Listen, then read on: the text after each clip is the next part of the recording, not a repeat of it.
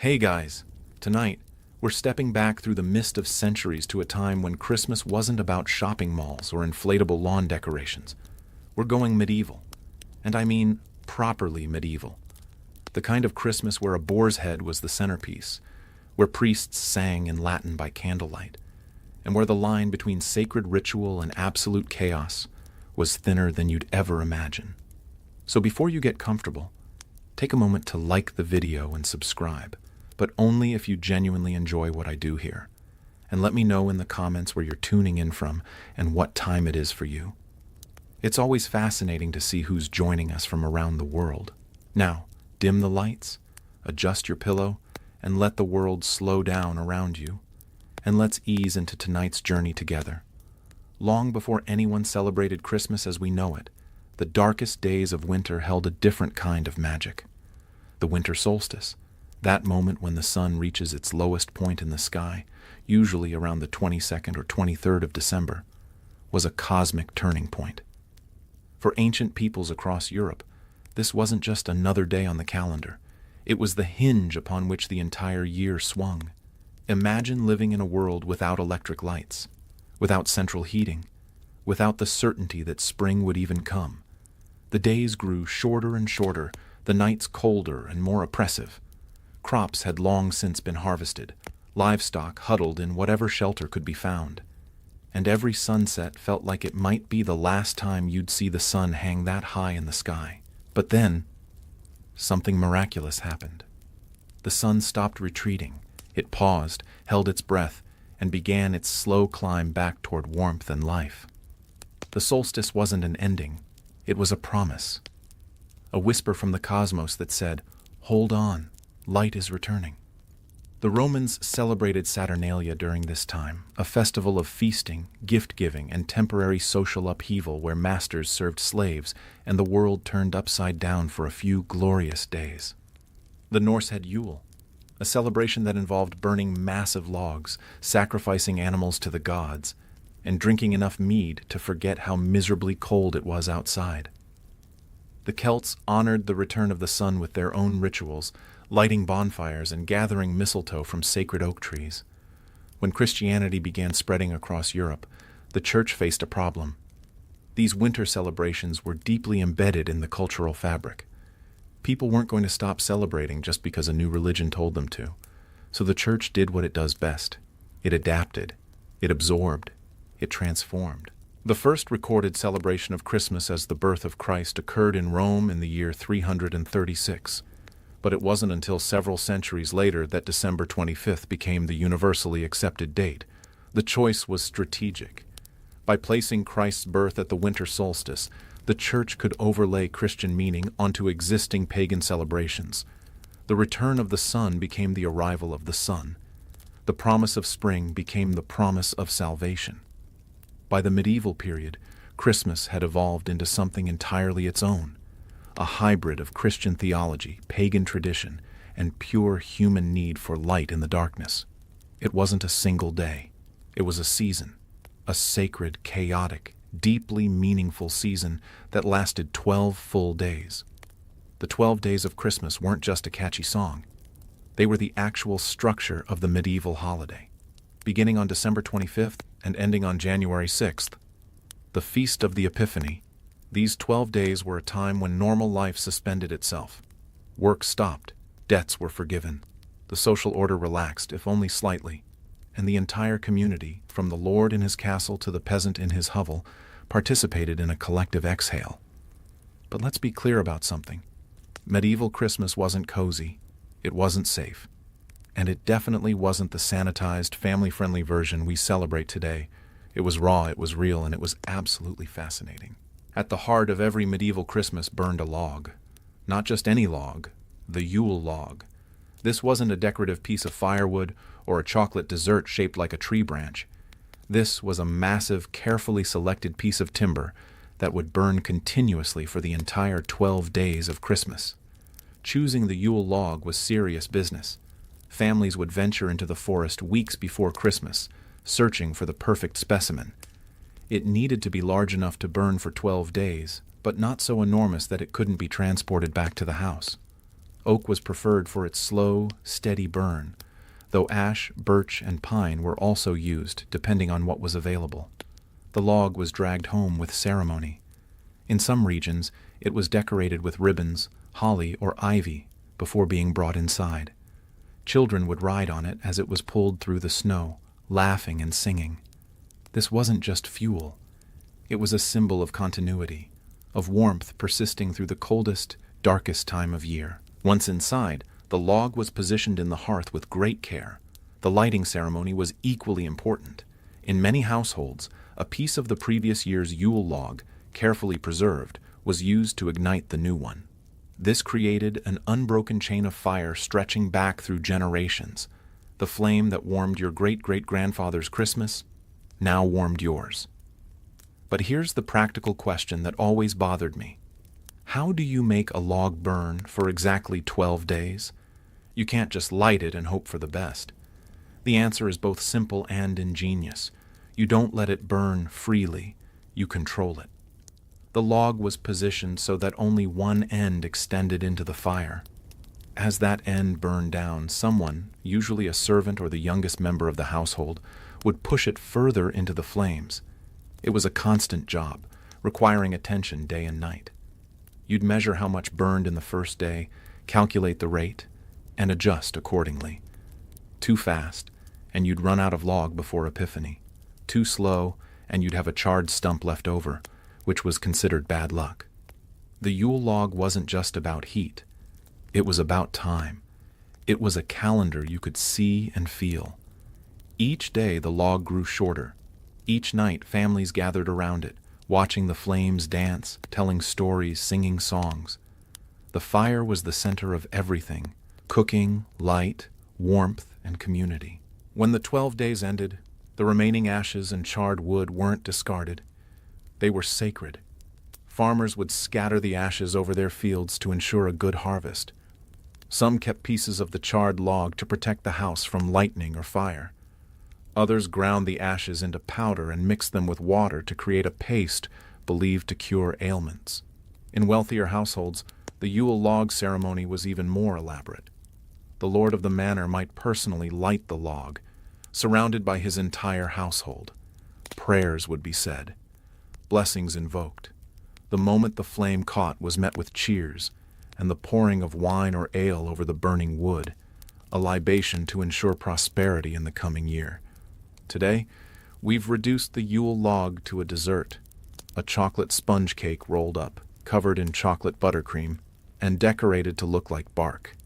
It's delicious, don't get me wrong, but it's a pale echo of what it once was.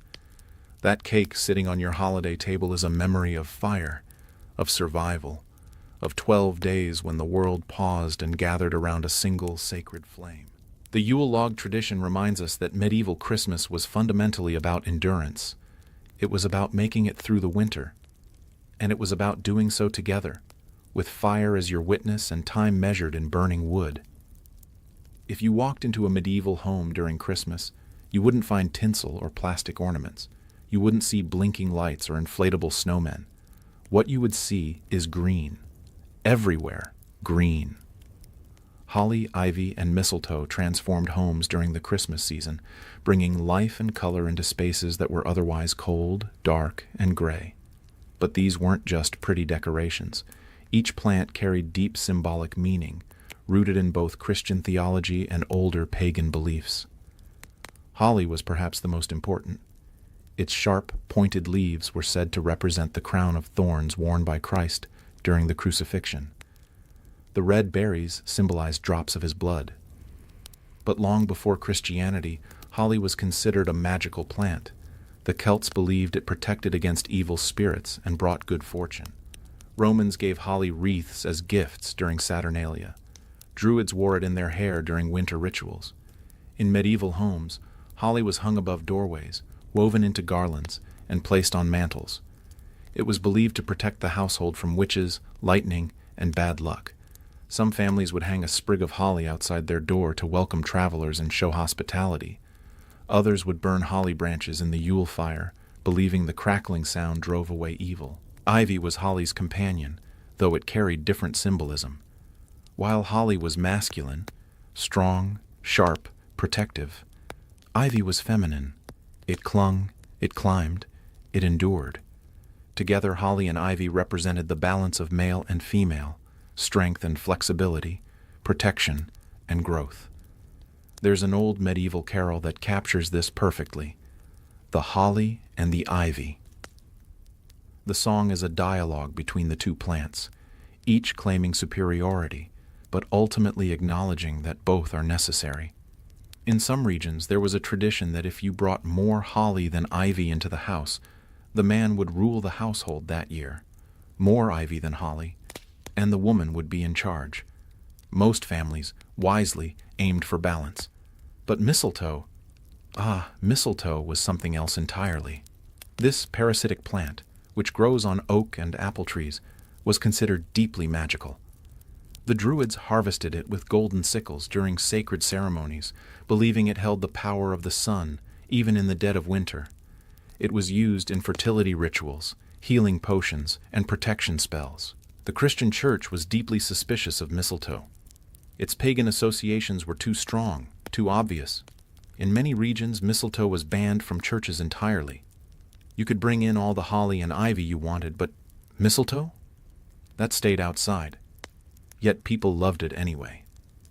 The tradition of kissing under the mistletoe has murky origins, but it was definitely happening by the medieval period. Some scholars trace it back to Norse mythology, where mistletoe was associated with Frigga, the goddess of love. Others point to Old English customs where mistletoe was hung in doorways, and anyone standing beneath it could be kissed without offense. In medieval households, mistletoe was hung in the great hall, often in the center of the room where it could be seen by all. Young men and women would accidentally find themselves beneath it, leading to stolen kisses and blushing cheeks. It was one of the few times when such behavior was socially acceptable, even encouraged. But there were rules. In some traditions, each kiss required the removal of one berry from the mistletoe bunch.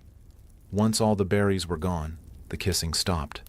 This prevented things from getting too out of hand, or at least provided a convenient excuse when they did.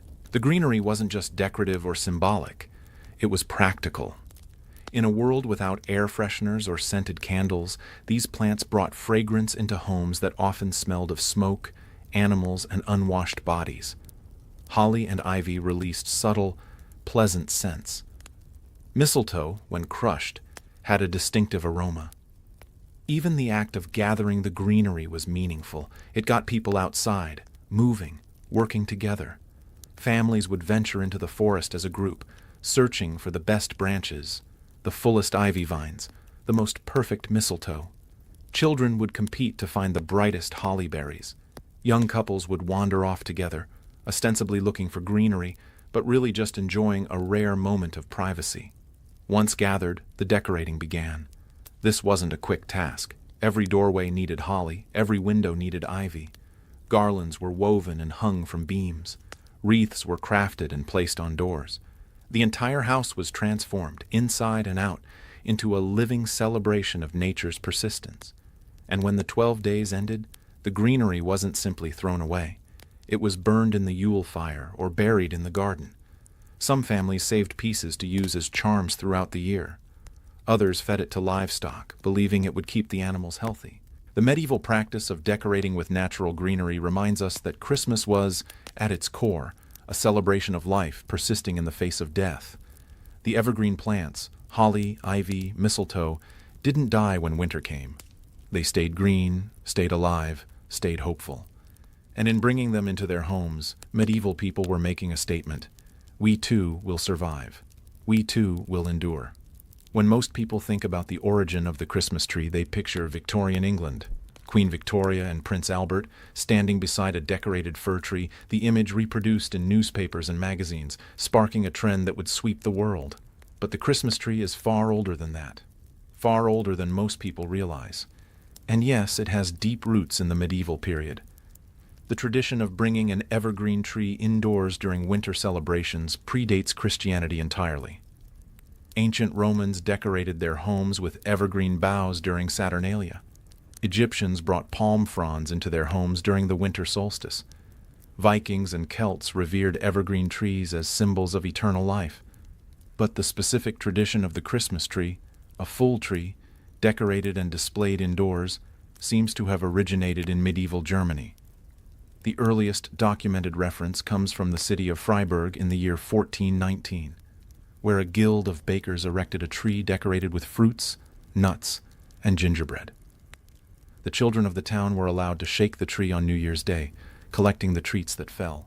By the 1500s, the practice had spread throughout German-speaking regions. Trees were set up in town squares, decorated with apples, roses made of colored paper, and wafers. These weren't private family affairs. They were community celebrations. The tree stood in the center of town, and everyone participated in decorating it.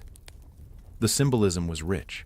The evergreen tree represented eternal life and God's unchanging nature. The decorations, particularly the apples, referenced the Garden of Eden and the promise of redemption through Christ. Some trees were decorated with candles, representing Christ as the light of the world, though this was dangerous and often resulted in fires. In medieval homes, particularly in rural areas, the tradition was slightly different. Instead of bringing in an entire tree, families would cut the top portion, the crown, and hang it upside down from the ceiling. This inverted tree was decorated with apples, nuts, and ribbons. The practice served multiple purposes. It saved floor space in small homes, kept decorations away from curious children and animals, and created a striking visual centerpiece. The inverted tree tradition has largely disappeared, but it's fascinating to imagine.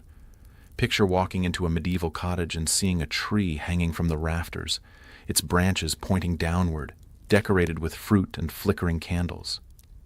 It would have been both beautiful and slightly eerie, a reminder that Christmas was a time when the normal order of things was suspended. In some regions, the tree wasn't brought inside at all. Instead, a large evergreen in the village square was decorated and became the focal point of celebrations. People would gather around it to sing, dance, and share food. The tree was a meeting place, a symbol of community unity. The decorations themselves were meaningful. Apples represented the forbidden fruit and humanity's fall from grace. Nuts symbolized the mystery of God's will, hard on the outside, nourishing within. Roses made from paper represented the Virgin Mary.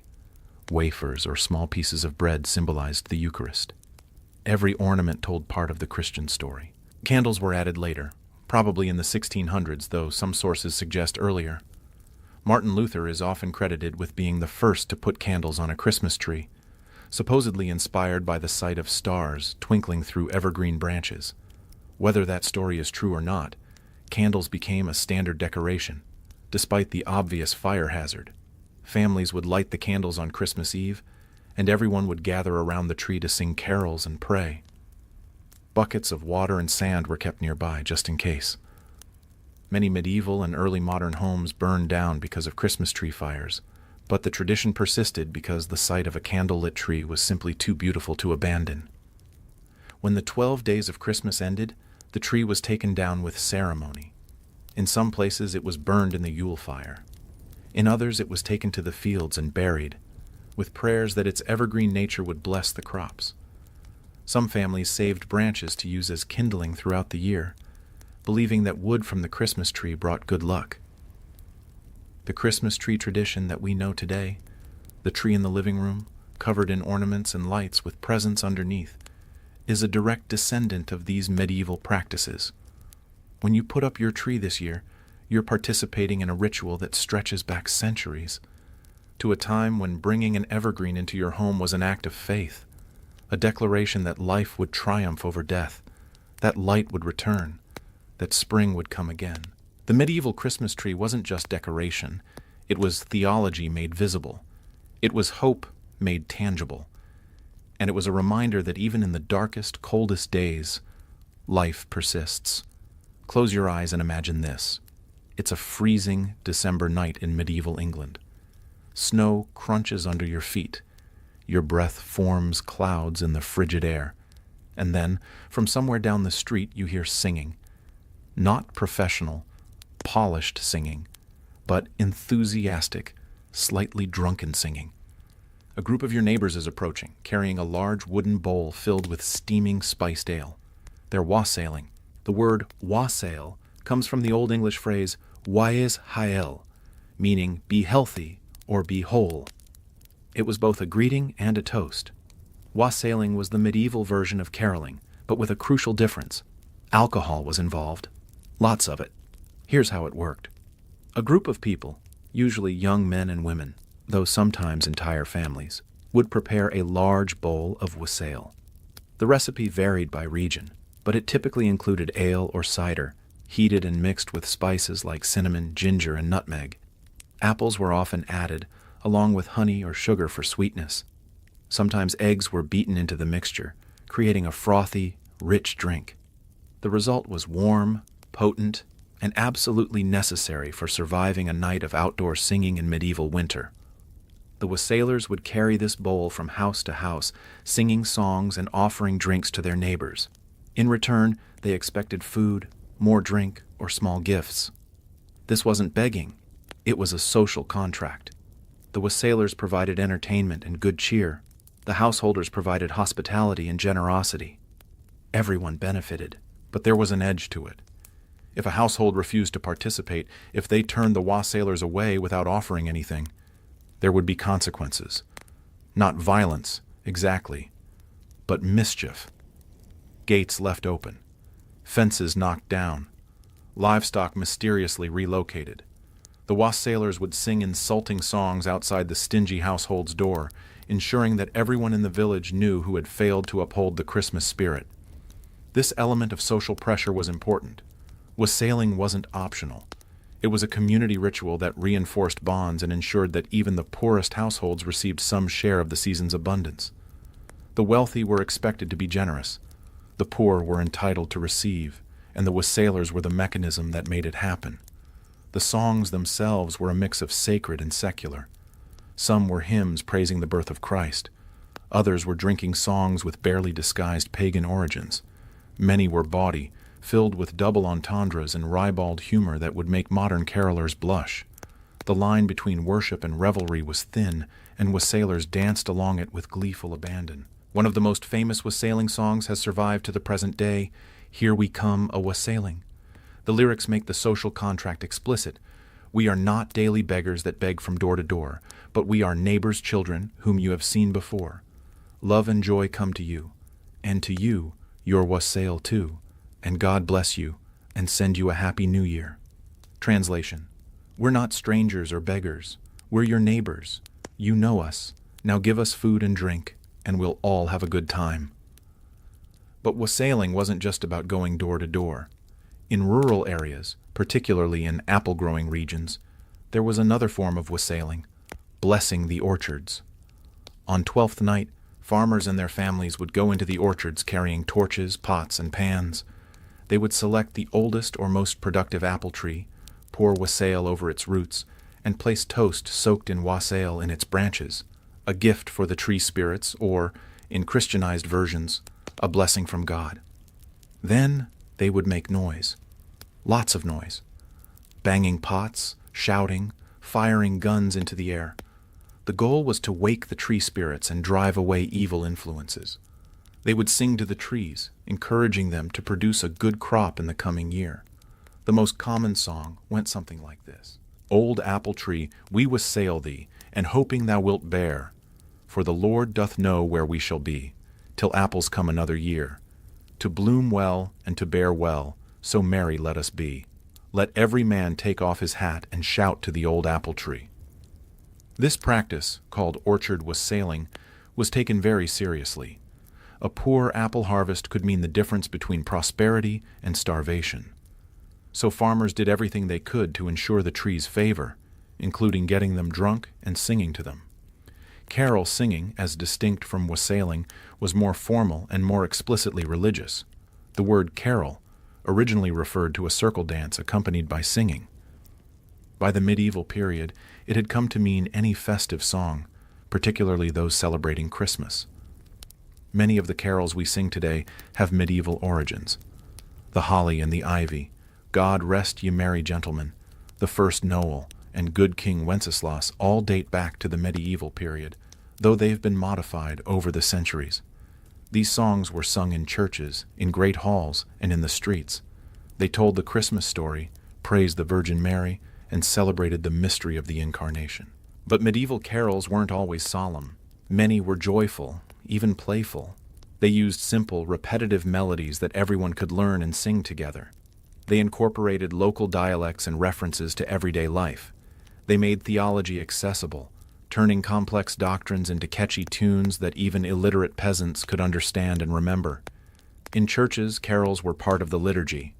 Priests and monks would sing them during services, often in Latin. But outside the church, carols were sung in the vernacular, English, French, German, whatever the local language was. This created a two-tiered system: sacred Latin carols for the educated elite, and vernacular carols for everyone else. Some of the most beautiful medieval carols were macaronic, mixing Latin and vernacular languages in the same song. In Dulci Jubilo is a perfect example, alternating between Latin and German. This blending of languages reflected the blending of sacred and secular, of church and community, that characterized medieval Christmas. Caroling and wassailing served similar purposes. They brought people together, they spread joy and good cheer, and they reinforced social bonds. But they also served as a form of social control. Through these traditions, the community ensured that wealth was shared, that the poor were cared for, and that everyone participated in the celebration. Today, caroling has become sanitized. We sing polite songs outside nursing homes and hospitals. We don't expect payment or threaten mischief. We certainly don't carry bowls of spiked cider. But the impulse is the same: to share music, to spread joy, to connect with our neighbors during the darkest time of year. The medieval wassailers and carolers understood something we've largely forgotten. Christmas isn't just about what happens inside your own home. It's about what happens in the streets, in the community, in the spaces between us. It's about singing together, drinking together, and making sure that no one is left out in the cold. If there's one thing medieval people knew how to do, it was feast. And Christmas was the ultimate feast. A culinary extravaganza that lasted 12 days and featured dishes so elaborate, so excessive, and so downright weird that modern diners would be both amazed and horrified. Let's start with the centerpiece: the boar's head. This wasn't just food, it was theater. The boar's head was carried into the great hall on a massive platter, often by 4 strong men, while musicians played and everyone sang. The head was decorated with bay leaves, rosemary, and sometimes gilded with gold leaf. An apple or orange was placed in its mouth. Its tusks were polished. It looked fierce and magnificent, a symbol of strength conquered and abundance achieved. The tradition of the boar's head goes back to pagan times, when the boar was sacred to the Norse god Freyr and was sacrificed during Yule celebrations. Christianity absorbed this tradition, reinterpreting the boar as a symbol of sin and gluttony that had been defeated.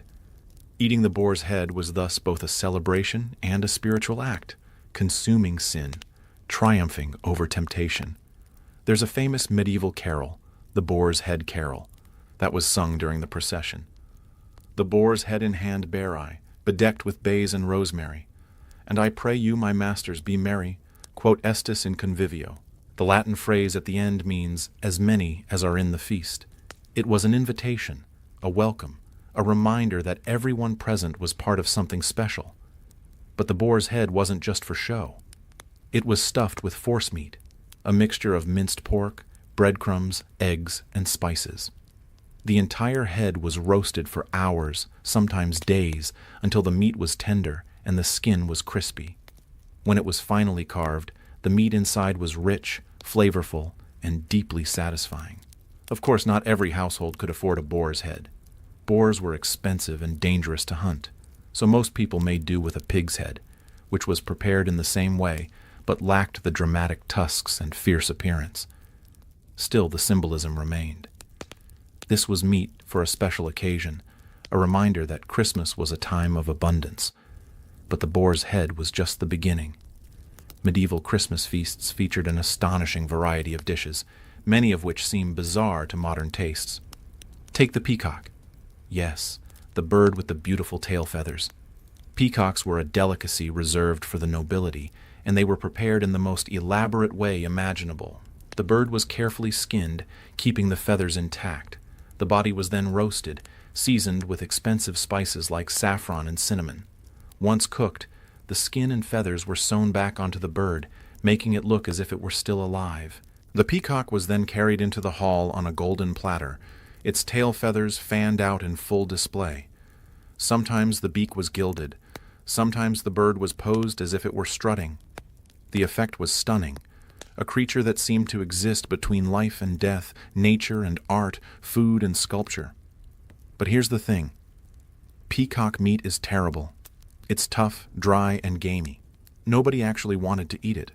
The peacock was pure spectacle, a way for the Lord to show off his wealth and sophistication. Guests would admire it, applaud it, and then quietly hope they'd be served something else. Swans received similar treatment, though they were even more exclusive. Only royalty was allowed to eat swan, and the preparation was identical to the peacock. Skin it, roast it, sew the feathers back on, and present it as if it were still swimming. Again, the meat was awful, but the display was unforgettable. For those who couldn't afford exotic birds, there were plenty of other options. Roasted goose was popular, as were chickens, ducks, and game birds like pheasants and partridges. Venison was a prized dish, though hunting deer was strictly regulated, and poaching could result in severe punishment. Fish also played a role, particularly on Christmas Eve, which was a fast day. Medieval Christians abstained from meat on fast days, but fish was allowed. So Christmas Eve dinners featured elaborate fish dishes: pike in galantine sauce, eels in spiced wine, salmon baked in pastry. Some of these dishes were genuinely delicious. Others were an acquired taste. And then there were the pies. Oh, the pies. Medieval pies were nothing like the delicate pastries we know today. They were massive, architectural marvels, with crusts so thick and hard they were called coffins. The crust wasn't meant to be eaten. It was a cooking vessel, a way to seal in moisture and flavor during the long baking process. Inside these coffins you might find anything. Minced meat mixed with dried fruits and spices, the ancestor of modern mincemeat. Whole birds nested inside each other, the medieval turducken. Or even live animals. Yes, live animals. There are accounts of pies being brought to the table, the crust cut open, and birds flying out. This was called a surprise pie, and it was exactly as chaotic as it sounds. One of the most popular Christmas dishes was frumenti, a porridge made from wheat berries boiled in milk and flavored with cinnamon, saffron, and dried fruits. It was sweet, hearty, and filling, the medieval equivalent of comfort food. Frumenti was often served at the beginning of the meal to open the stomach and prepare diners for the feast to come.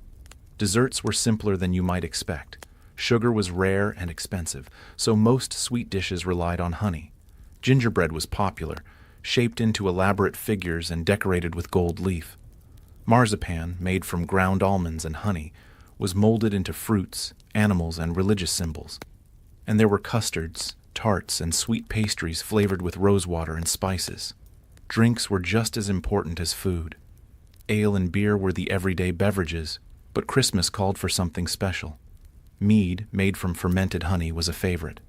Wine, imported from France or Spain, was served to the wealthy. And then there was hippocras, a spiced wine sweetened with honey and flavored with cinnamon, ginger, and cloves. It was served warm and was believed to aid digestion, a necessary consideration given the amount of food being consumed. The feast wasn't just about eating. It was about community. In the great hall of a manor or castle, the Lord and his family sat at the high table on a raised platform, while everyone else, knights, servants, tenants, sat at long tables below. The seating arrangement reflected social hierarchy, but during Christmas, that hierarchy softened. The Lord was expected to be generous, to share his abundance with those who served him. Refusing to do so would have been a serious breach of social contract. In poorer households, the feast was more modest, but no less meaningful. A family might have a roasted chicken, some bread, a bit of cheese, and a jug of ale. It wasn't much, but it was more than they had on any other day of the year, and that made it special. The medieval Christmas feast was about more than food. It was about abundance in a world of scarcity. It was about community in a world of isolation. It was about joy in a world of hardship. And it was about the belief that for 12 days at least, everyone deserved to eat well, drink deeply, and celebrate the miracle of survival. Medieval Christmas had an official master of ceremonies, and his title was perfect, the Lord of Misrule. Also known as the Abbot of Unreason in Scotland or the King of the Bean in France, this figure presided over the Christmas festivities with one clear mandate: make sure everyone has fun, even if it means turning the world upside down. The Lord of Misrule was chosen through various methods. Sometimes it was a lottery. A bean or coin was hidden in a cake, and whoever found it became the Lord. Sometimes it was an election, with the household voting for the person they thought would be the most entertaining. And sometimes it was simply appointed by the actual Lord of the Manor, who wanted to ensure the festivities were properly managed. Once chosen, the Lord of Misrule was given temporary authority over the Christmas celebrations. He could command people to dance, sing, perform skits, or participate in games. He could invent ridiculous rules and enforce them with mock severity. He could organize processions, masquerades, and theatrical performances. For 12 days, he was king of chaos, and everyone had to obey. But here's what made the Lord of Misrule so fascinating. He was often chosen from the lower ranks of society. A servant might become lord. A peasant might command a knight. The social order was deliberately inverted, creating a temporary world where the powerless held power and the powerful had to submit. This wasn't just fun and games. It was a safety valve. Medieval society was rigidly hierarchical. Peasants served lords, servants obeyed masters. The social structure was fixed and immovable. But during Christmas, that structure relaxed. The Lord of Misrule gave people a chance to experience, even briefly, what it felt like to be in charge. And it gave the powerful a reminder that their authority was, in some sense, granted by those below them. The Lord of Misrule organized games and entertainments that ranged from innocent to outrageous. Blind Man's Buff was a favorite. One person was blindfolded and had to catch the others, who would tease and taunt them. Snapdragon involved plucking raisins from a bowl of burning brandy, a game that was both thrilling and dangerous. Hot Cockles had one person bent over while others struck them, and they had to guess who did it. These games were rowdy, physical, and often resulted in minor injuries, but that was part of the fun. The Lord of Misrule also presided over theatrical performances. Mystery plays, which dramatized biblical stories, were popular, but so were mummers' plays, which were more secular and often satirical. These plays featured stock characters, a hero, a villain, a fool, a doctor, and followed predictable plots, but they were performed with energy and humor that delighted audiences. In some regions, the Lord of Misrule led a procession through the town, accompanied by musicians, dancers, and people in elaborate costumes. They would visit houses, perform short skits, and demand food and drink. This was similar to wassailing, but more theatrical and more chaotic. The church had mixed feelings about the Lord of Misrule. On one hand, the festivities kept people engaged and happy during a time when the church wanted everyone to be celebrating Christ's birth. On the other hand, the revelry often got out of hand. Drinking led to drunkenness, dancing led to inappropriate behavior, and the inversion of social order made some clergy nervous. There were attempts to suppress or control the Lord of Misrule tradition. Some bishops issued decrees forbidding clergy from participating. Some towns passed laws limiting the scope of the festivities. But these efforts were largely unsuccessful. People loved the Lord of Misrule, and they weren't willing to give him up. By the 16th century, the tradition was beginning to fade, particularly in Protestant regions where Christmas celebrations were viewed with suspicion. The Puritans, in particular, despised the Lord of Misrule, seeing him as a symbol of everything wrong with Christmas: excess, disorder, and pagan influence. When the Puritans came to power in England in the mid-1600s, they banned Christmas celebrations entirely, and the Lord of Misrule disappeared. But the spirit of the Lord of Misrule never truly died. You can see echoes of it in modern Christmas traditions: the office party where the boss makes a fool of himself, the family gathering where the kids are allowed to stay up late and break the rules, the general sense that Christmas is a time when normal constraints don't apply. The Lord of Misrule reminds us that medieval Christmas wasn't just about piety and reverence. It was also about joy, laughter, and the liberating experience of chaos. For 12 days, the world turned upside down. And when it turned right side up again, everyone went back to their places, refreshed and ready to face another year. When the feasting paused and bellies were full, medieval people turned to entertainment. Christmas was a time for games, performances, and stories, a chance to laugh, compete, and escape the harsh realities of daily life. Board games were popular across all social classes. Nine Men's Morris, a strategy game played on a board with pegs or stones, was a favorite. Chess had been introduced to Europe from the Islamic world and was played by the nobility, who saw it as a way to practice military strategy. Checkers, or drafts, was simpler and more accessible. Dice games were ubiquitous, though the church frowned on them because they were associated with gambling. But the real fun came from physical games. Blind Man's Buff, as mentioned earlier, was played by all ages. The blindfolded person would stumble around, arms outstretched, while others dodged and teased. When someone was caught, they became the new blind man. It was simple, chaotic, and endlessly entertaining. Snapdragon was more dangerous. A shallow bowl was filled with brandy, and raisins were tossed in. The brandy was set alight, creating blue flames that danced across the surface. Players had to reach into the flames and pluck out raisins without getting burned. The trick was to move quickly and pinch the raisin between wet fingers, extinguishing the flame. It was a test of courage and dexterity, and it often resulted in singed fingers and eyebrows. Hot Cockles was a game that seems bizarre to modern sensibilities. One person would kneel and place their head in another person's lap, covering their eyes. The others would take turns striking the kneeling person on the backside, and the person had to guess who hit them. If they guessed correctly, the striker took their place. It was part game, part hazing ritual, and entirely medieval. For children, there were simpler games. Hoodman Blind was a version of Blind Man's Buff, played with a hood instead of a blindfold. Hunt the Slipper involved sitting in a circle and passing a slipper behind backs, while one person tried to find it. These games required no equipment and could be played anywhere, making them perfect for long winter nights. In wealthier households, entertainment was more elaborate. Jesters and minstrels were hired to perform. Jesters told jokes, performed acrobatics, and engaged in witty banter with the guests. The best jesters could improvise, turning current events and local gossip into comedy. They walked a fine line. Their humor had to be funny without being offensive, irreverent without being disrespectful.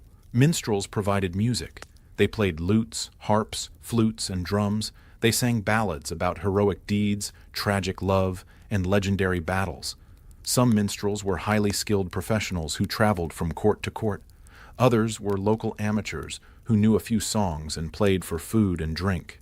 Acrobats and jugglers also performed, demonstrating feats of balance, strength, and coordination.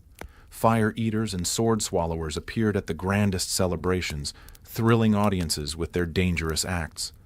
But perhaps the most beloved form of entertainment was storytelling. In an age before books were common, before literacy was widespread, stories were how people learned about the world, about history, about morality. And Christmas was the perfect time for stories. Families would gather around the fire, and the eldest member, often a grandfather or grandmother, would begin to speak. They told tales of saints and miracles, of knights and dragons, of fairies and ghosts. Some stories were meant to teach lessons, others were meant to frighten, and some were just meant to pass the time. Ghost stories were particularly popular during Christmas. This might seem strange to us.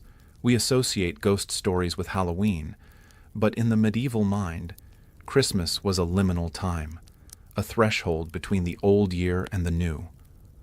The veil between the living and the dead was thin. Spirits walked the earth, and telling ghost stories was a way to acknowledge that reality, to confront it, and to survive it. One of the most famous medieval ghost stories is Sir Gawain and the Green Knight, which takes place during Christmas. The Green Knight appears at King Arthur's Christmas feast, challenges the knights to a beheading game, and sets in motion a tale of honor, temptation, and supernatural terror. The story was told and retold during Christmas celebrations, thrilling audiences with its blend of chivalry and horror. Other stories were more personal. People told tales of their own encounters with the supernatural. Strange lights in the forest, voices heard in empty rooms, animals that behaved oddly. These stories weren't just entertainment. They were a way of making sense of a world that often seemed inexplicable and frightening. Religious stories were also told. The nativity story, of course, was central, but people also told stories of saints, St. Nicholas bringing gifts to poor children, St. Stephen being martyred, St. Lucy bringing light in the darkness. These stories reinforced Christian teachings and provided moral examples. In some households, storytelling became a competition. Each person would tell a story, and the others would judge which was best. The winner might receive a small prize, an extra portion of food, a cup of wine, or simply the honor of being declared the best storyteller. The medieval love of games and entertainment reminds us that Christmas was, above all, a time for joy. Yes, it was religious. Yes, it was meaningful. But it was also fun. People laughed, played, competed, and told stories. They created memories that would last through the long, dark months ahead. And in doing so, they created traditions that we still follow today. When we play games with our families, when we tell stories around the dinner table, when we gather together for entertainment, we're echoing the medieval Christmas. We're participating in a celebration that stretches back centuries, connecting us to people we'll never meet but whose joy we share. For all the feasting, drinking, and revelry, medieval Christmas was fundamentally a religious celebration. The birth of Christ was the reason for the season, and the church made sure everyone remembered it. Christmas began with Mass. Not just any Mass, midnight Mass, held on Christmas Eve as the clock struck 12. This was the most important service of the year, and attendance was mandatory. Everyone, from the Lord in his finest robes to the poorest peasant in patched wool, gathered in the church to celebrate the Incarnation. Medieval churches during Christmas were transformed. Candles burned everywhere, their flickering light creating dancing shadows on stone walls. The altar was decorated with holly, ivy, and whatever flowers could be found in winter. Incense filled the air, its sweet, heavy scent mixing with the smell of unwashed bodies and damp wool. The service was conducted in Latin, which most people didn't understand. But that didn't matter. The Mass wasn't about intellectual comprehension. It was about participation in a sacred mystery. The priests chanting, the choirs singing, the ringing of bells, all of it created an atmosphere of awe and reverence.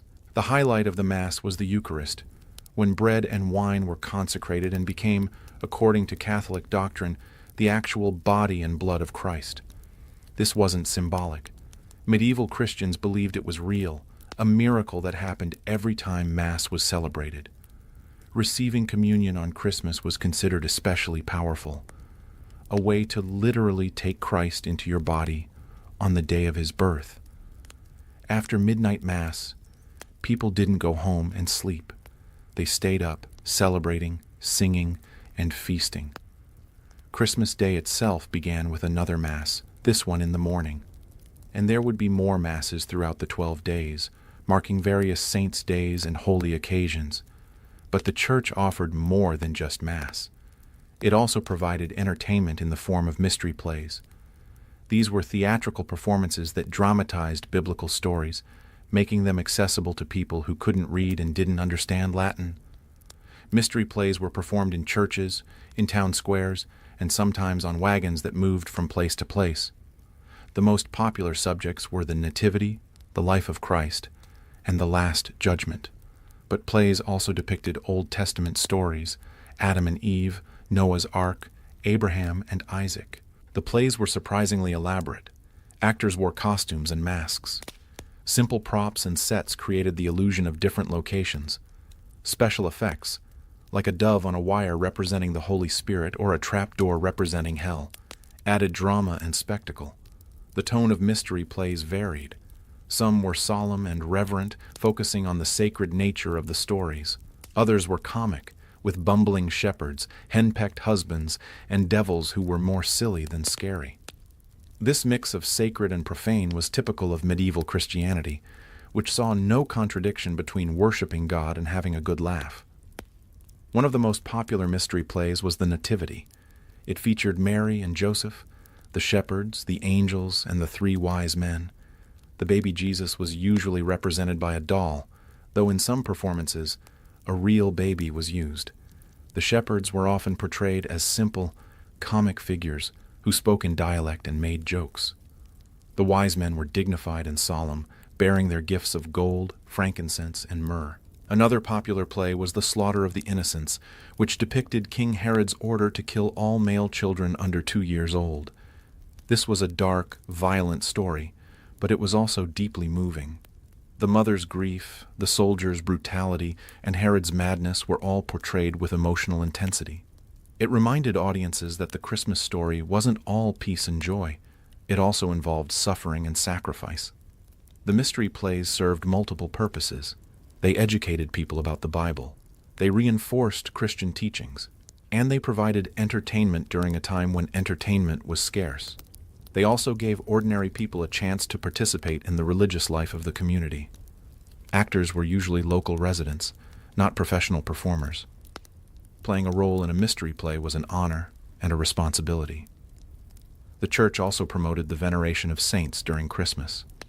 St. Nicholas, whose feast day was December 6th, was particularly important. He was the patron saint of children, and stories of his generosity and miracles were told throughout the Christmas season. The tradition of gift-giving, which we now associate with Santa Claus, has its roots in the medieval veneration of St. Nicholas. St. Stephen's Day, December 26th, was another important celebration. Stephen was the first Christian martyr, stoned to death for his faith. His feast day was marked with special services and, in some regions, with the tradition of hunting the wren, a bizarre custom where people would catch a wren, kill it, and parade it through town on a pole. The origins of this tradition are murky, but it was widely practiced in medieval Britain and Ireland. The church's role in medieval Christmas was complex. On one hand, it provided structure, meaning, and spiritual depth. On the other hand, it had to compete with older pagan traditions that people were reluctant to abandon. The church's solution was to absorb and Christianize these traditions, turning them into expressions of Christian faith. This created a Christmas that was layered and multifaceted. You could attend Mass and worship Christ, then go home and burn a Yule log in honor of older gods. You could watch a mystery play about the Nativity, then participate in a wassailing ritual that had nothing to do with Christianity. The medieval mind didn't see these as contradictions. They were all part of the same celebration, different threads woven into the same tapestry. The church's influence on medieval Christmas reminds us that the holiday has always been about more than just one thing. It's religious and secular, sacred and profane, solemn and joyful, and that complexity is part of what makes it so enduring. We think of gift-giving as a central part of Christmas, but in the medieval period it was more complicated and more interesting than our modern practice. The tradition of giving gifts at Christmas has ancient roots. The Romans exchanged gifts during Saturnalia. The three wise men brought gifts to the infant Jesus. But in medieval Europe, gift-giving took on specific forms and meanings. The most important form of gift-giving was the Christmas box. This was a gift given by a lord or master to his servants, employees, and tenants. It usually consisted of money, food, or clothing, practical items that would help the recipient through the winter. The Christmas box wasn't optional. It was a social obligation. A lord who failed to give Christmas boxes would be seen as stingy and dishonorable. His reputation would suffer, and his servants might leave his service. The Christmas box was a way of acknowledging the labor and loyalty of those who served, and it reinforced the social bonds that held medieval society together. The timing of the Christmas box varied. Some lords gave them on Christmas Day. Others waited until St. Stephen's Day, December 26th, which eventually became known as Boxing Day in Britain. The name comes directly from this tradition. It was the day when boxes were given. Servants and apprentices would often carry a small box or jar throughout the year, collecting tips and small gifts from customers and visitors. On Boxing Day, they would break open the box and count their earnings. This was their Christmas bonus, and it could make a significant difference in their lives. Gift-giving between equals was less common but still practiced. Friends might exchange small tokens, a piece of jewelry, a knife, a book. These gifts weren't about monetary value. They were about symbolism and sentiment.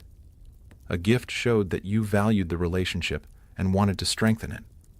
Children received gifts, but not in the way we think of today. There was no pile of presents under a tree.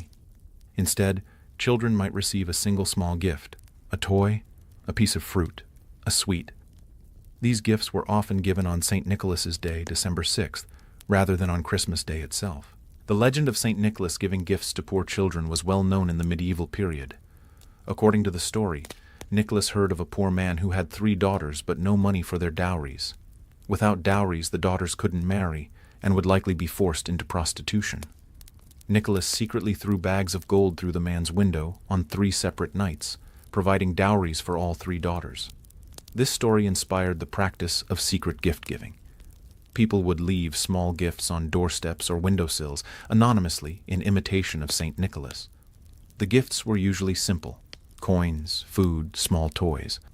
But they carried great meaning. In some regions, children would leave their shoes by the fireplace on St. Nicholas's Eve, hoping that the saint would fill them with treats. This is the origin of the Christmas stocking tradition. The shoes were later replaced by stockings, which could hold more and were easier to hang. Gift-giving also had a religious dimension. People gave gifts to the church, money, candles, food, as a way of honoring God and supporting the clergy. These gifts were seen as acts of devotion, not just charity. The church, in turn, gave gifts to the poor. On Christmas Day, many churches distributed food, clothing, and money to those in need. This was called almsgiving, and it was considered a sacred duty. The wealthy were expected to share their abundance with the less fortunate, and Christmas was the most important time to do so. There was also a tradition of giving gifts to animals. Farmers would give their livestock extra food on Christmas Day, believing that animals had special significance because they were present at Christ's birth. Some people believed that animals could speak at midnight on Christmas Eve, though anyone who tried to listen would die. This belief kept people from spying on their animals, but it also reinforced the idea that animals were part of the Christmas celebration.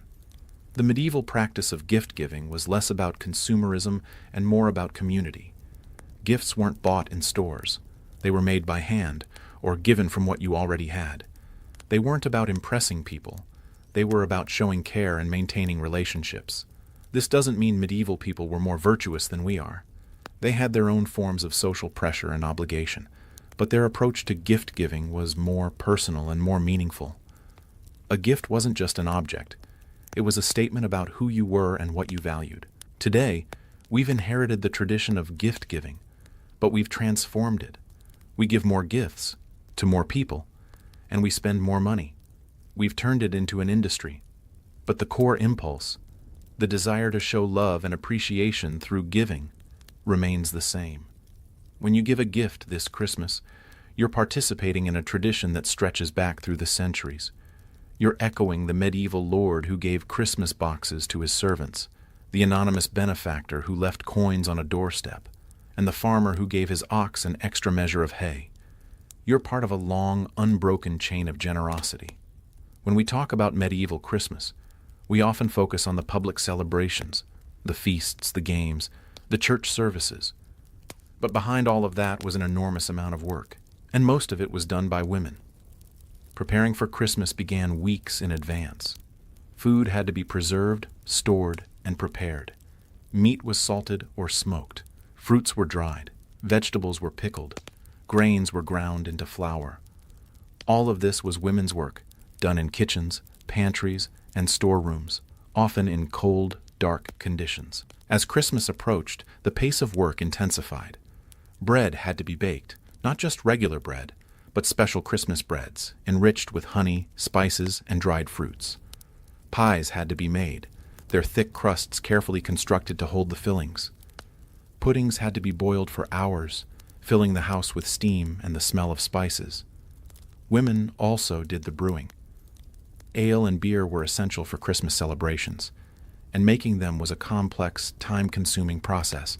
Grain had to be malted, mashed, boiled, and fermented. The process took days, and it required constant attention. A batch of ale that went wrong could ruin the entire celebration. In wealthier households, women supervised servants who did much of the physical labor. But even then, the lady of the house was responsible for planning, organizing, and ensuring that everything was done correctly. She had to manage the household budget, decide what to serve, and coordinate the work of dozens of people. In poorer households, women did everything themselves, often with help from their daughters.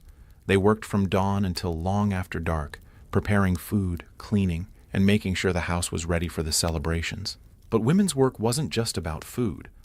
They also made the decorations. Holly and ivy had to be gathered, cleaned, and arranged. Garlands had to be woven. Wreaths had to be crafted. This was skilled work, requiring an eye for beauty and an understanding of symbolism. Women also made gifts. They sewed clothing, embroidered linens, and crafted small items to give to family and friends.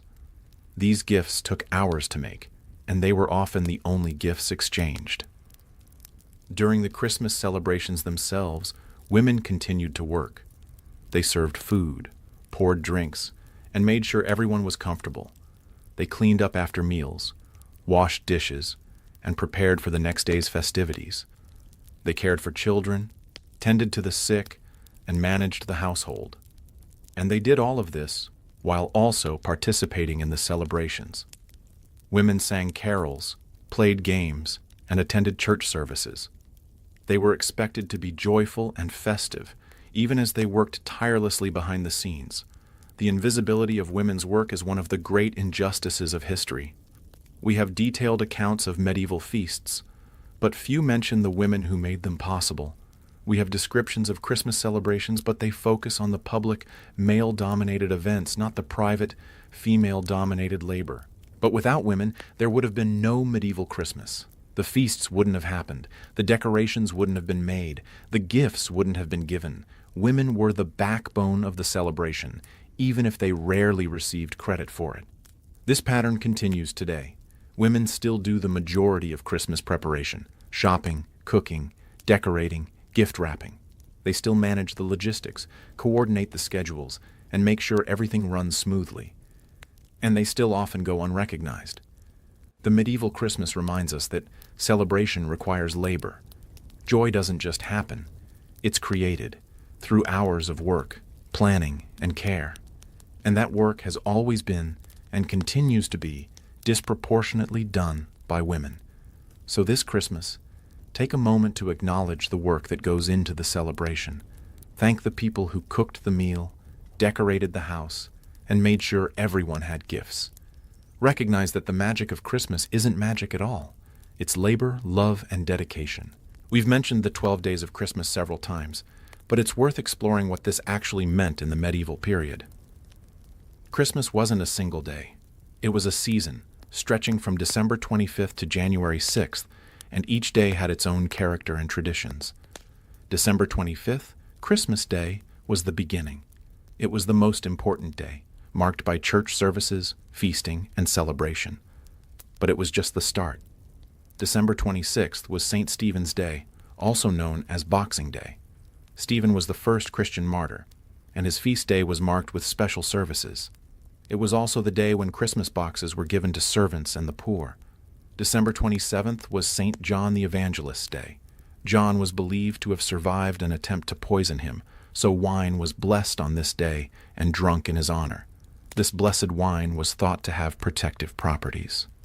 December 28th was the Feast of the Holy Innocents, commemorating the children killed by King Herod. This was a somber day, and in some regions, children were given symbolic authority.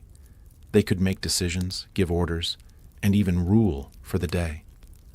December 29th through December 31st were less structured, but they were still part of the Christmas season. People continued to feast, play games, and celebrate. Work was minimal. The focus was on rest, community, and joy.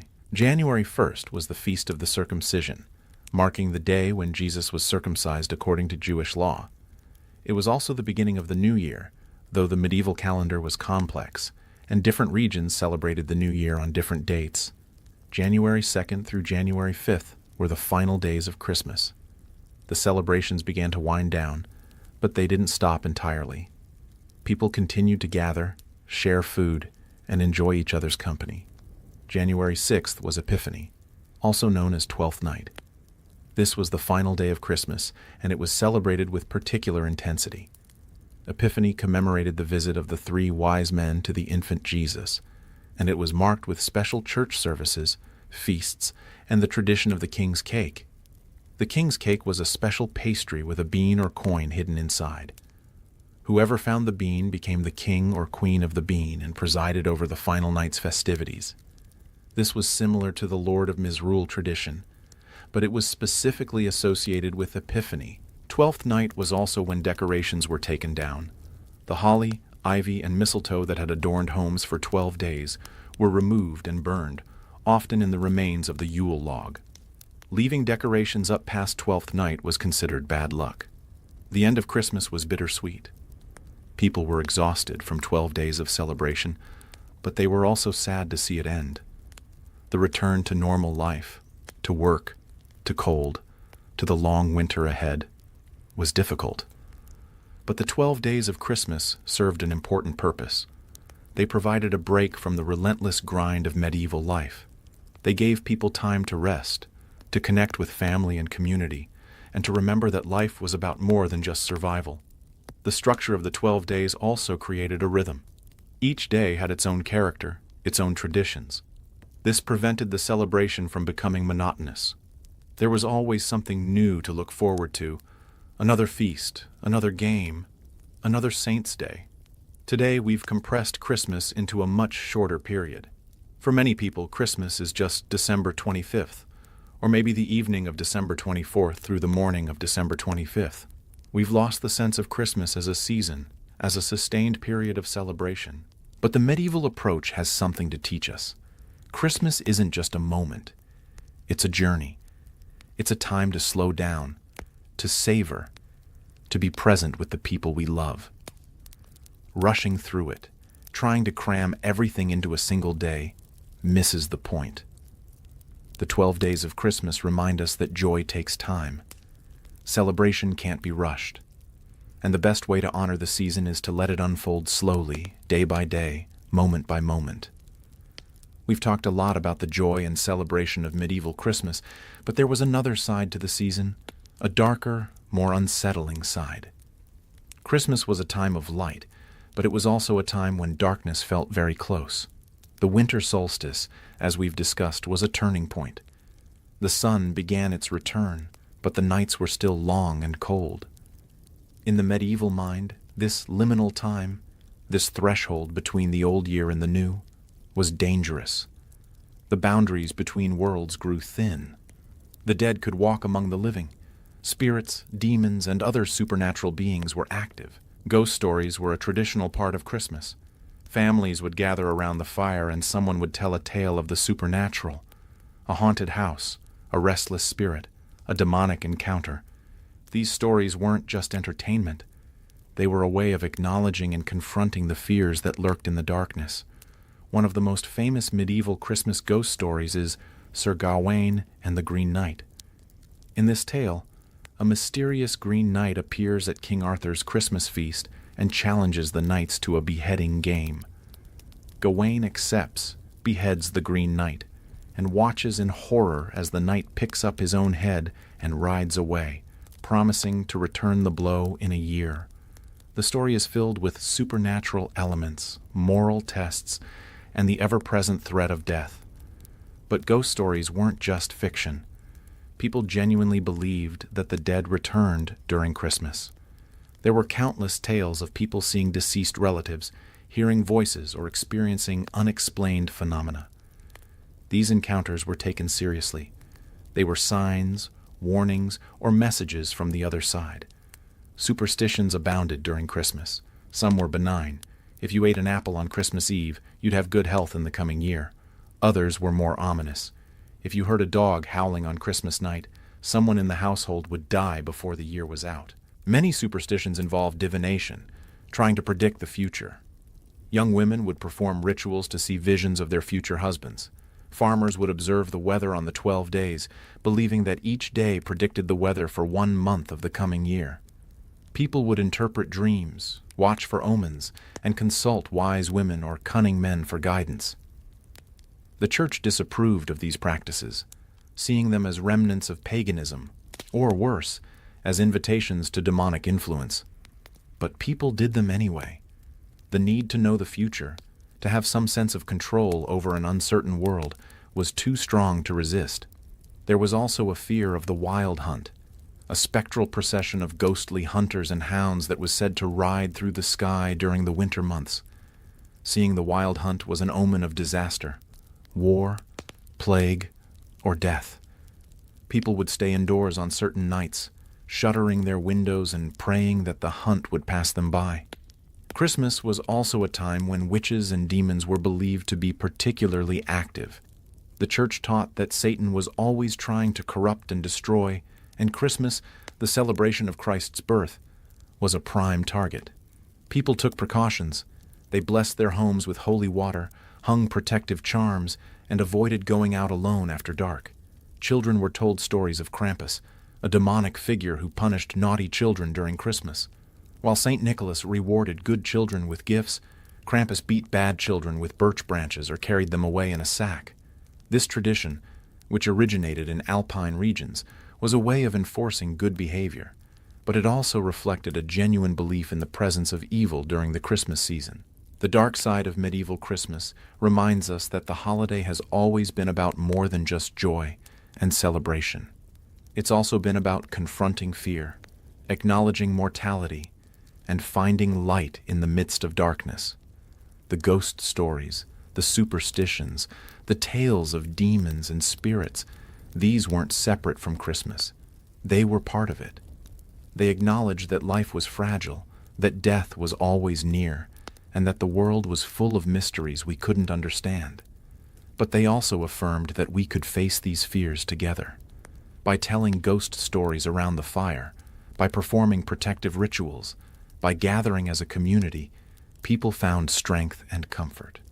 They reminded themselves that even in the darkest night, they weren't alone.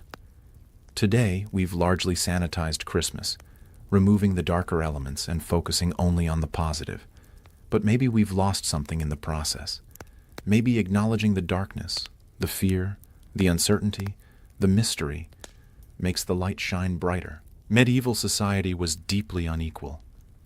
The gap between the rich and the poor was vast, and for most of the year, that gap was simply accepted as the natural order of things. But Christmas was different. Christmas was a time when the wealthy were expected to share their abundance with the poor, and failure to do so was seen as a serious moral failing. This expectation was rooted in Christian teaching. Jesus had commanded his followers to care for the poor, to feed the hungry, and to clothe the naked. The church reinforced this message constantly, particularly during Christmas. Sermons emphasized the importance of charity. Priests reminded the wealthy that their riches were a gift from God and that they had a duty to share. But the expectation of Christmas charity wasn't just religious, it was social. A lord who failed to provide for his tenants and servants during Christmas would lose their respect and loyalty. His reputation would suffer. In a society where reputation was everything, this was a serious consequence. So the wealthy gave. They distributed food, clothing, and money. They opened their halls to the poor, inviting them to share in the Christmas feast. They forgave debts and offered employment. These acts of charity weren't entirely selfless. They reinforced the social hierarchy and ensured the loyalty of the lower classes. But they were also genuine expressions of compassion and responsibility. In many manners, the Lord would host a Christmas feast for his tenants. The tenants would bring their own plates, cups, and utensils, but the Lord provided the food and drink. It wasn't as lavish as the feast in the great hall, but it was more than the tenants would have had otherwise. And it was a powerful symbol of the Lord's generosity and the community's unity. Churches also played a role in Christmas charity. They collected donations from the wealthy and distributed them to the poor. They provided meals, clothing, and shelter. They organized almsgiving ceremonies where the poor could receive gifts directly from the hands of the clergy. One of the most important forms of Christmas charity was the distribution of the dole, a portion of food given to the poor.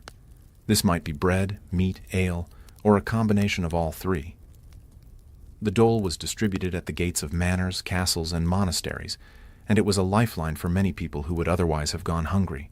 But Christmas charity wasn't just about giving to the poor. It was also about recognizing their humanity. For 1 day or 12 days, the poor were treated with dignity and respect. They were invited into spaces they normally couldn't enter. They were given food they normally couldn't afford. They were acknowledged as part of the community. This didn't erase the inequalities of medieval society. The poor were still poor, and the rich were still rich. But it created a moment of connection, a reminder that everyone, rich and poor, powerful and powerless, was part of the same human family. There were also traditions that inverted the social order, giving the poor temporary authority. The boy bishop tradition, for example, involved choosing a young boy from a poor family to serve as bishop for a day. He would wear the bishop's robes, sit in the bishop's chair, and even deliver a sermon. It was a playful reversal, but it also carried a serious message. In the eyes of God, all people were equal. The Lord of Misrule, as we've discussed, often came from the lower classes. For 12 days, a servant could command a lord, a peasant could mock a knight. This inversion was temporary and controlled, but it was also meaningful. It reminded everyone that social hierarchies were human constructions, not divine mandates. Christmas charity in the medieval period wasn't perfect. It was often paternalistic, reinforcing the idea that the poor were dependent on the generosity of the rich. It didn't address the structural causes of poverty, and it was sometimes more about the giver's reputation than the recipient's need. But it was also genuine. People believed that caring for the poor was a sacred duty.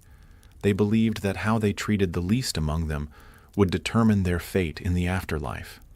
And they acted on those beliefs, opening their homes, sharing their food, and offering kindness. Today, we've institutionalized charity. We donate to organizations, volunteer at shelters, and support causes. These are important and valuable actions, but we've lost some of the personal, face-to-face nature of medieval Christmas charity. We've created distance between the giver and the receiver. The medieval approach reminds us that charity is most powerful when it's personal.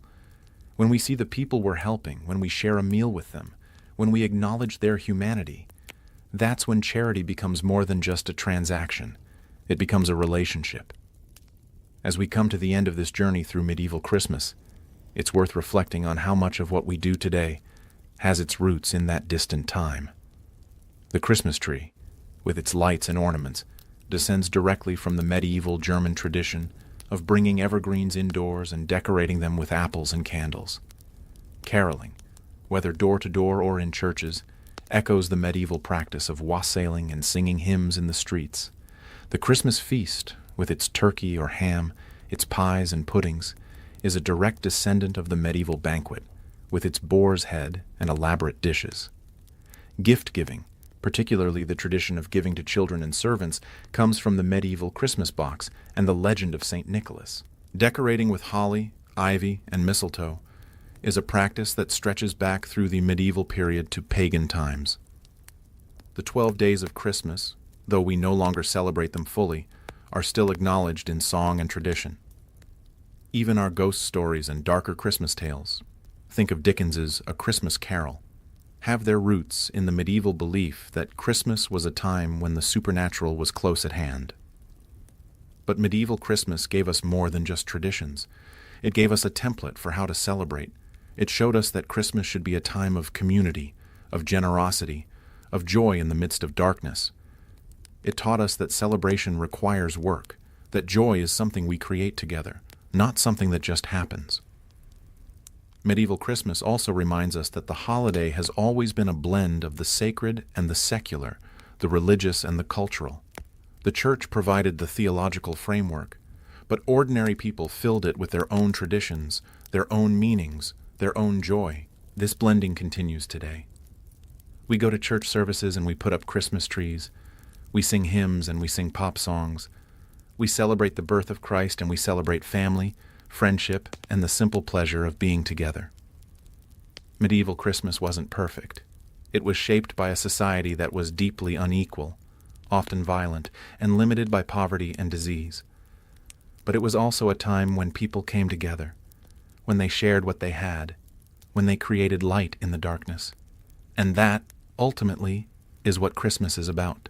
Not the presents, or the decorations, or the food, though those are all wonderful. It's about connection. It's about community. It's about the stubborn human insistence that, even in the coldest, darkest time of year, we can create warmth and light. The medieval people who celebrated Christmas centuries ago would recognize much of what we do today. They'd understand the impulse to decorate, to feast, to give gifts, to gather together. They'd appreciate the music, the stories, the rituals. But they'd also remind us of things we've forgotten.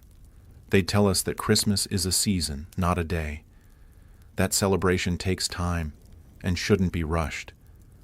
That the poor deserve not just our charity but our respect. That darkness is part of the story, not something to be ignored. As you celebrate Christmas this year, take a moment to think about the medieval people who shaped these traditions. Think about the families gathering around Yule logs, the wassailers singing in the snow, the cooks laboring over feasts, the children listening to ghost stories by firelight. They're gone now, lost to time. But their traditions live on. Their joy echoes through the centuries. And when we celebrate Christmas, we're joining them in a celebration that transcends time, connecting past and present in a shared moment of hope, light, and love. Well, that's medieval Christmas. Raw, real, and absolutely fascinating. A time when celebration meant survival, when joy was hard-won, and when every tradition carried weight and meaning. I hope you enjoyed this journey back through time. If you did, let me know in the comments. Share your favorite medieval Christmas tradition, or tell me which part surprised you most. Until next time, stay curious, stay warm, and remember, every time you hang a wreath, sing a carol, or gather around a fire, you're echoing voices from centuries past. Good night.